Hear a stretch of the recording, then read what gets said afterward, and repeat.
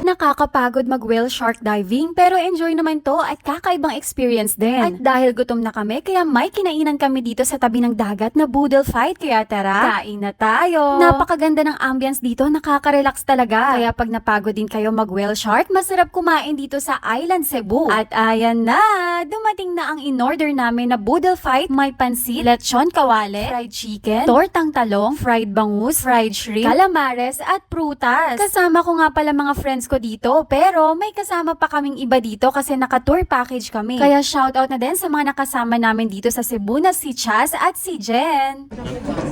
Isang suba. Isang. Tingnan ko kuya. Ano po yung chicken?